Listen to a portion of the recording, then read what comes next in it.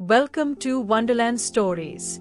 Get ready for an exciting adventure with your favorite minions as they set out to find the legendary lost treasure.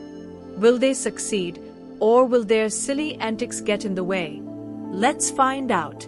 Once upon a time, deep in the heart of a jungle, there was a secret village where a group of cheerful and mischievous minions lived. These banana-loving creatures spent their days playing pranks, building funny gadgets, and coming up with wild ideas that usually ended in chaos. One sunny morning, Covin, the wise leader, Stuart, the fun-loving daredevil, and Bob, the adorable and curious minion, were exploring the jungle when Bob tripped over something hard. He looked down and saw a large, moss-covered rock. Curious, he began to dig around it with his tiny hands. "Bien," Bob mumbled as he uncovered an old, tattered piece of paper inside a stone chest. Covin and Stuart rushed over. Covin carefully unrolled the paper, his eyes widening. It was an ancient treasure map.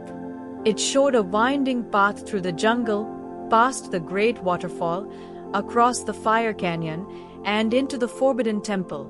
And at the very end, marked with a giant X, was the lost treasure of King Miniander. Stuart's eyes twinkled with excitement.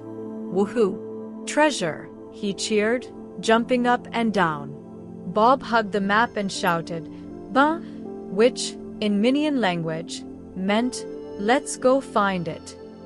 Excited by the thought of discovering a hidden treasure, and hopefully a mountain of bananas, the three minions quickly ran back to their village to prepare for the adventure. They packed bananas, flashlights, ropes, and, most importantly, their lucky rubber chicken, Cluckles. Covin, as the leader, examined the map once more.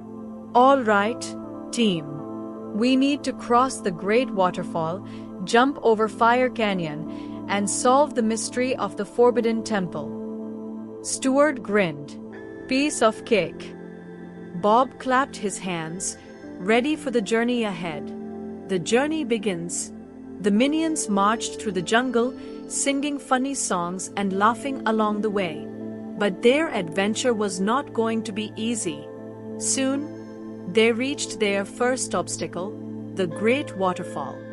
Water roared down from the cliffs above, creating a misty rainbow in the sunlight. The only way across was an old, shaky rope bridge that swayed dangerously in the wind. Covin bravely stepped onto the bridge, gripping the ropes tightly. "Careful, guys," he warned. Stuart confidently followed, humming a song. But Bob, easily distracted, saw a butterfly fluttering nearby and started chasing it. "Bang!" Stuart screamed as Bob accidentally bumped into him, making the bridge shake wildly. Suddenly, snap, one of the ropes broke, and all three minions tumbled down into the river below. Splash! They resurfaced, coughing and sputtering. Bob was still holding the butterfly, giggling. Covin shook his head, but he couldn't help but laugh. "Let's keep going," he said, climbing onto the riverbank. The fiery canyon. After drying off in the sun, the minions continued their journey. Soon, they reached Fire Canyon, a deep trench filled with bubbling lava. The only way across was by hopping on a series of stone pillars sticking out of the lava. Stuart, ever the daredevil, jumped first. "Wee!" he shouted as he leaped from rock to rock. Covin carefully followed, balancing himself as he went. Bob, however, hesitated. He clutched Cluckles tightly, closed his eyes, and jumped, only to land on Covin's back. "Oh!" Covin groaned. Stuart laughed as Bob clung to Covin like a backpack. Somehow, they made it to the other side in one piece. Bob held up Cluckles in victory. "Papadadoo," he cheered. The Forbidden Temple. After trekking through the jungle, they finally arrived at the Forbidden Temple. It was covered in vines and glowing mushrooms, with golden statues of ancient minions standing guard. At the center of the temple was a giant stone door, covered in mysterious carvings. Kovin examined them closely. "It looks like a puzzle," he said. Bob, munching on a banana, noticed a carving that looked familiar, a banana symbol. Excited, he placed his banana into a small slot in the wall. The ground rumbled. The stone door creaked open, revealing a hidden chamber filled with glittering gold, sparkling jewels, and, most importantly, the legendary golden banana of Miniander.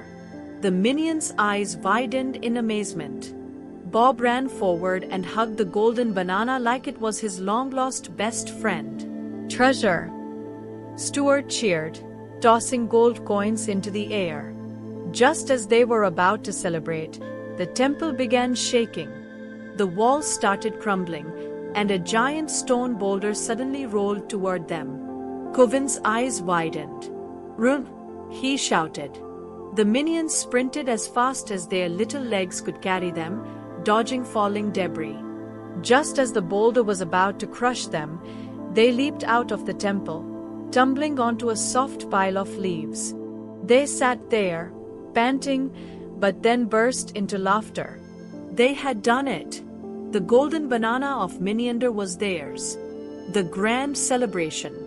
Back at their village, the minions threw the biggest party ever. They decorated the village with banana streamers, played music, and danced all night. Kovin placed the golden banana on a high pedestal, where it glowed under the moonlight.